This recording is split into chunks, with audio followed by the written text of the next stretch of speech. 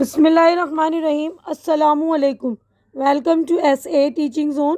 آج کی ہماری یہ ویڈیو 11th کلاس کی اردو کے بک کا نام ہے گلستان ادب، اور آج ہم کر رہے ہیں سبق نمبر 26، لیسن نمبر 26 ہے۔ لائن سے ہم چلتے ہیں تو یہ نظم جو ہے 26ویں نمبر پر آ رہا ہے، اور یہ نظم کا نام ہے چاند تاروں کا بن۔ تو اس کے لکھنے والے جو شاعر مخدوم محی الدین، پہلے ہم ان کا تعارف دیکھ لیتے ہیں۔ تو دیکھیے، مخدوم محی الدین 1908 میں پیدا ہوئے اور 1969 میں ان کا انتقال ہوا۔ ابو سعید محمد مخدوم محی الدین نام اور مخدوم تخلص تھا۔ وہ آندول ضلع میدک میں پیدا ہوئے۔ مخدوم ایک ایسے گھرانے سے تعلق رکھتے تھے جو دینی امور کا سختی سے پابند تھا۔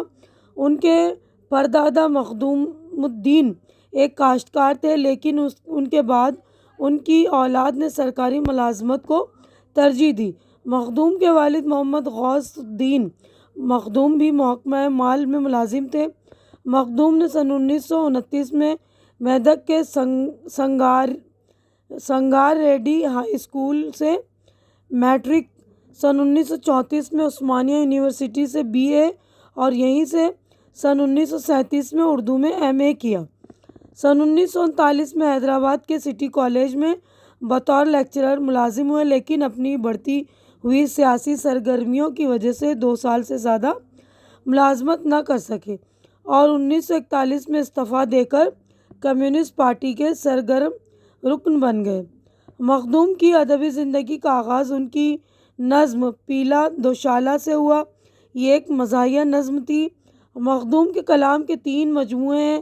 پہلا سرخ سویرا، دوسرا گلِ تر، تیسرا آخری مجموعہ بساط رقص ہے۔ ان مجموعے میں شامل بہت سی نظمیں دوسری زبانوں میں بھی ترجمہ ہو چکی ہیں۔ مخدوم نے اپنے اظہار کو وسیع بنانے کے لیے غزل، نظم اور آزاد نظم تینوں اصناف کو پوری مہارت سے برتا ہے۔ انہوں نے نئی علامتوں، نئے استعاروں اور نئی تشبیہوں سے اپنے کلام کو آراستہ کیا۔ شاعری کے علاوہ مخدوم نے ڈرامے، افسانے، انشائیہ اور تنقیدی مضامین بھی لکھے ہیں۔ تو یہاں پر دیکھیے ہمارا جو ہے مخدوم محی الدین صاحب شاعر جو ہے ان کا تعارف مکمل ہو گیا۔ اب نظم کی طرف ہم آگے بڑھیں گے۔ تو دیکھیے سبق نمبر 26 ہے چاند تاروں کا بن۔ یہ آزاد نظم ہے۔ تو ہم نے نظم کی جو ہے وہ بھی تعریف کری تھی، تو وہ دیکھ لیجیے گا آپ نظم میں کہ آزاد نظم کون سا ہوتا ہے۔ تو موم کی طرح جلتے رہے ہم شہیدوں کے تن، رات بھر جھلملاتی رہی شمع صبح وطن، رات بھر جگمگاتا رہا چاند تاروں کا بن، تشنگی میں بھی سرشار تھے آنکھوں کے خالی کٹورے، لیے منتظر مرد و زن، مستیاں ختم مدہوشیاں ختم، ختم تھا باغپن۔ تو یہاں تک میں نے پڑھ لیا۔ اب یہاں جو ہے میں اس کی تشریح کر دے رہی ہوں۔ تو سیاق و سباق کے حوالے سے ہم اس طرح لکھ سکتے ہیں کہ یہ ہماری کتاب گلستان ادب سے لی ہوئی نظم مخدوم محی الدین کی لکھی ہوئی ہے۔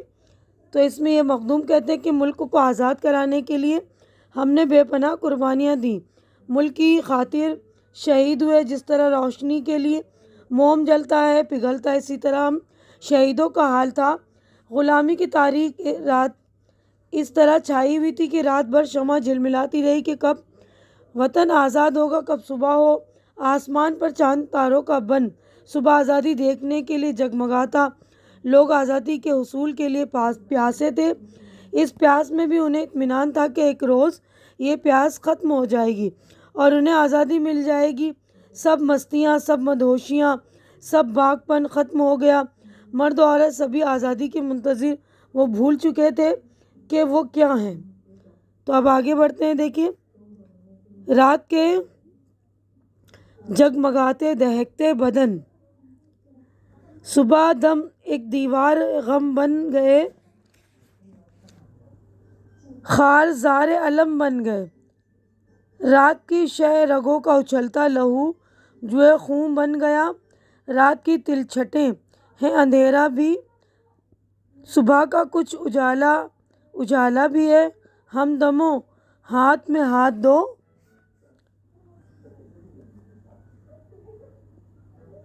تو دیکھیے یہاں تک میں آپ کو اس کی تشریح بتاؤں گی، اس کے بعد اگلے بند ہم پڑھ کے پھر تشریح کریں گے۔ دیکھیے، پھر آزادی ملے گی، مگر یہ کیسی آزادی کی؟ آزادی کے متوالے ایک دیوار غم اور خارزار بن کر رہ گئے۔ چاند تاروں کا بن جگمگا رہا تھا، لیکن رات کی تاریکی ختم ہونے میں نہیں آ رہی تھی۔ ملک کی آزادی پھر تقسیم نے لوگوں کے درمیان تلوار کھینچ دی۔ یعنی وہ آزادی کی بات کر رہے ہیں نا کہ آزادی کے بعد جو تقسیم ہو گیا تھا ہمارا ہندوستان اور پاکستان، دو ٹکڑوں میں بٹ گیا تھا نا، تو وہی کہہ رہے ہیں کہ پھر تقسیم نے لوگوں کے درمیان تلوار کھینچ دی۔ کل تک ہندو مسلمان نے جد و جہد آزادی میں مل جل کر بڑھ چڑھ کر حصہ لیا تھا۔ آج انہی کے خون کی نہریں بہہ رہی تھیں، ایک دوسرے کے وہ جانی دشمن بنے ہوئے تھے۔ تو اب یہاں سے ہم دیکھتے ہیں رات کی تلچھٹیں ہیں، اندھیرا بھی ہے، صبح کا کچھ اجالا بھی ہے، ہمدمو ہاتھ میں ہاتھ دو۔ اب نیکسٹ پیج پر ہم دیکھتے ہیں تو سوئے منزل چلو، ہاتھ میں ہاتھ دو، سوئے منزل چلو، منزلیں پیار کی، منزلیں دار کی، کوئے دلدار کی منزلیں، دوش پر اپنی سلیبیں اٹھائے چلو۔ تو اس والے بند میں مخدوم نے اپنی آزادی ملنے کے بعد جو ہولناک منظر دیکھے، انہی کو دیکھ کر جو ہے شاعر کا دل رونے لگا اور کہا، ابھی رات کی سیاہی ختم نہیں ہوئی۔ صبح یعنی آزادی کا کچھ اجالا بھی پھیلا ہی تھا، مگر ابھی اجالا جو ہے پورا نہیں ہوا۔ اس لیے ساتھیوں، ہاتھ میں ہاتھ دے کر اسی منزل کی طرف چلو جو ملک و قوم کو آگے لے جائے گی۔ پیار کی منزلیں، انصار کی منزلیں، اپنا سکھ تیاگ کر اپنے اپنے کاندھوں پر اپنے سلیبے لے کر آگے بڑھو۔ یعنی ناکامی و نامرادی، خود غرضی کو چھوڑ کر اس سیاہی کو ختم کرنے اور مکمل اجالے کے لیے بڑھے چلو۔ تو ہماری یہاں پر نظم ہو گئی مکمل۔ تو دیکھیے ہماری نظم مکمل ہو چکی ہے۔ اب ہم نظم کا خلاصہ دیکھ لیتے ہیں۔ دیکھیے خلاصہ یہ ہے کہ چاند تاروں کا بن مخدوم محی الدین کی مشہور نظم ہے۔ اس کے 3 حصے، پہلے حصے میں 8 چھوٹے بڑے مصرعے ہیں جو ہندوستان کی آزادی سے پہلے کا منظر پیش کرتے ہیں۔ دوسرے حصے میں 5 چھوٹے مصرعے آزادی کے بعد کی حالت ظاہر کرتے ہیں، اور تیسرے حصے کے 9 مختصر مصرعے مستقبل کے لیے ہیں۔ پہلے حصے میں شاعر کہتا ہے کہ ملک انگریزوں کا غلام تھا، ملک کو آزاد کرانے کے لیے انگنت لوگ شہید ہوئے، عورت و مرد سب آزادی کے حصول کے لیے کوشاں تھے، لوگ باغپن، مستیاں، مدہوشیاں سب بھول چکے تھے۔ آسمان پر چاند تارے ہمیشہ کی طرح روشن تھے، لیکن مرد و زن کی پیاسی آنکھیں لیے آزادی کے خواب دیکھ رہی تھیں، ان کا چین سکھ سب ختم ہو گیا تھا۔ اور دوسرے حصے میں شاعر کہتا ہے کہ آزادی ملی، لیکن آزادی کی خوشی پل بھر کی تھی، ملک تقسیم ہوا، فرقہ اور فسادات ہو گئے، بھائی بھائی کے خون کا پیاسا ہو گیا اور خون کی ندیاں بہہ گئیں۔ تیسرے حصے میں شاعر لوگوں سے کہتا ہے کہ آزادی کی ایسی صبح نہیں ہے کہ ہم خوشیاں منائیں، آزادی کی صبح ایسی صبح نہیں کہ ہم خوشیاں منائیں، ابھی رات کا اندھیرا باقی، ابھی ہمیں ہاتھ میں ہاتھ لے کر آگے بڑھنا ہے، ہمیں اپنے غم بھول کر منزل کی طرف آگے بڑھنا چاہیے جہاں ہندو، مسلم، سکھ، عیسائی سبھی پرمسرت زندگی بسر کر سکیں۔ تو ہمارا خلاصہ ہو گیا مکمل، آگے بڑھتے ہیں مشق کی طرف۔ تو دیکھیے ہمارے مشق جو اسٹارٹ ہو رہی ہے، پہلا جو ہے لفظ و معنی، تو پہلا لفظ ہے تشنگی، پیاس، سرشار، لبالب، چھلکتا ہوا، کناروں تک بھرا ہوا، باغ پن، البیلا پن، خارزار، کانٹوں کا جنگل، شہ رگ، گردن کی بڑی رگ، جوئیں خون، خون کی نہر، تلچھٹ، جو چیز نیچے تہہ میں بیٹھ جاتی ہے، پیالے یا گلاس کی تہہ میں بیٹھی ہوئی گاد، ہمدم و ہمدم کی جمع، دوستوں، دم کے ساتھیوں، ہر وقت کے ساتھ رہنے والے، دار، سولی، پھانسی، کوئے دلدار، محبوب کا کوچہ، معشوق کا کوچہ۔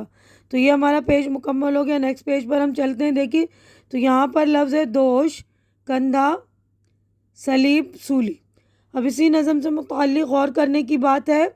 مخدوم محی الدین کی یہ نظم ان کی نمائندہ نظم ہے۔ اس نظم میں آزادی سے پہلے اور آزادی کے بعد کے ہندوستان کا منظر پیش کیا گیا ہے۔ ہمارا ملک آزادی کی حاصل کرنے سے پہلے مختلف قسم کے مسائل سے دوچار تھا، اور توقع یہ تھی کہ آزادی کے بعد ان کو حل کر لیا جائے گا، لیکن یہ مسائل حل ہونے کی بجائے اور الجھ گئے اور امیدوں براسین خواب پورا نہ ہو سکا۔ حیت کے اعتبار سے یہ آزاد نظم ہے۔ تو اب ہمارے سوالات ہو رہے ہیں شروع۔ دیکھیے 4 سوالات ہیں، تو چاروں کے ہم جوابات دیکھ لیتے ہیں۔ پہلا سوال ہے اس نظم میں آزادی حاصل ہونے سے پہلے ملک کے حالات کو کس انداز میں بیان کیا گیا ہے؟ تو جواب دیکھ لیجئے۔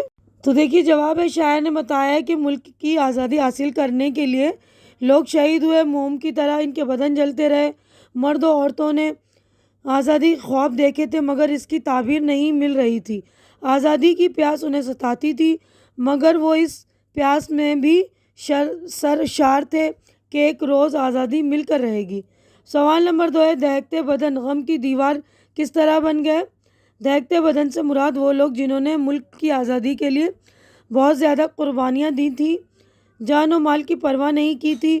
آزادی ملنے پر وہ خوشیاں منانا چاہتے تھے مگر ملک کی آزادی اور اس کی تقسیم، ہندوستان کے ایک حصے کا پاکستان بننا سے پیدا ہونے والے فرقہ وارانہ فسادات سے ان کی خوشیوں کو یکسر ختم کر دیا۔ لوٹ مار، قتل و غارت گری کے مناظر نے ان پر سختہ طاری کر دیا اور ان کی حالت ایسی ہو گئی کہ وہ چلتے پھرتے انسان نہیں، غم کی دیوار جو ایک جگہ قائم رہتی ہے، اس میں کوئی حرکت نہیں ہوتی۔ اب تیسرا سوال ہے، آخری بند میں شاعر اپنے دوستوں کو کیا پیغام دے رہا ہے؟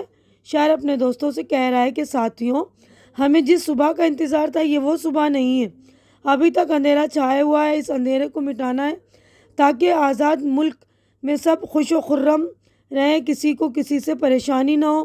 اس لیے ہاتھ میں ہاتھ ملا کر آگے بڑھیں، اپنی صلیبیں دکھ اور درد تکلیف کی علامت اپنے دوش پر اٹھا کر آگے بڑھیں، یعنی اپنے غم دکھ درد نامرادی کو خود ختم کریں، سب ساتھ مل کر ملک و قوم کی فلاح و بہبود کے لیے کام کریں۔ سوال نمبر 4 ہے، آزادی حاصل کرنے کے لیے کن کن قربانیوں سے گزرنا پڑتا ہے؟ آزادی حاصل کرنے کے لیے جان و مال کی قربانی دینی ہوتی ہے، اپنے عیش و آرام کو تیاگ کر جد و جہد آزادی میں دوسروں کے ساتھ کاندھے سے کاندھا ملا کر چلنا ہوتا ہے۔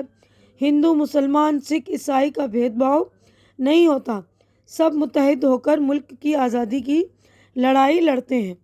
تو ہمارے چاروں جوابات مکمل ہو گئے۔ تو دیکھیے ہمارا عملی کام، اس میں لکھا ہے کہ مخدوم کے شعری مجموعے سرخ سویرا اور گلتر پڑھیے۔ تو آپ اپنے لائبریری میں جائیے گا اور ان کا مجموعہ ہوگا سرخ سویرا اور گلتر، پڑھیے گا اس کو، بہت ہی اچھی مطلب جو مجموعے ان کے شعری بہت ہی اچھی نظمیں وغیرہ ہیں ان میں۔ اب یہاں پر اگلا سوال ہے، آزاد نظم کی خصوصیات بیان کیجیے۔ تو یہ دیکھ لیجیے آپ۔ تو دیکھیے آزاد نظم کی پہلی خصوصیت تو یہ ہے کہ اس میں قافیے کی پابندی نہیں ہوتی۔ دوسری خصوصیت یہ ہے کہ اس میں پابند نظم کی طرح بحر کے مروجہ اصولوں کا خیال نہیں رکھا جاتا۔ تیسری خصوصیت یہ ہے کہ اس کے تمام مصرعے چھوٹے بڑے ہوتے ہیں، یعنی چھوٹے بڑے مصرعے ہوتے ہیں، یعنی ان میں بحر کی کوئی خاص اصول نہیں ہوتا اور قافیے کی پابندی نہیں ہوتی۔ تو ہمارا عملی کام بھی مکمل ہو گیا ہے۔ تو دیکھیے ہماری نظم پوری مکمل ہو گئی، عملی کام بھی ہم نے کر لیا۔ یہیں پہ اپنی ویڈیو بھی میں مکمل کرتی ہوں۔ امید ہے کہ جو کچھ میں نے آپ لوگوں کو سمجھایا اچھی طرح سے سمجھ میں آ گیا ہوگا اور میری ویڈیو بھی آپ لوگوں کو اچھی لگ رہی ہوگی۔ اچھی لگ رہی تھی اسے لائک کیجئے، زیادہ سے زیادہ شیئر کیجئے تاکہ جو بھی ضرورت مند بچے ان کی ضرورت پوری ہو سکے، ان کو ہیلپ مل سکے، اور میرے چینل کو سبسکرائب کر کے آپ لوگ میری بھی ہیلپ کیجئے اور میری ہمت بڑھائیے۔ ہماری اگلی ملاقات انشاءاللہ نیکسٹ ویڈیو میں ہوگی۔ تب تک کے لیے آپ لوگ اپنا خاص خیال رکھیں اور مجھے دعاؤں میں یاد رکھیں۔ اللہ حافظ۔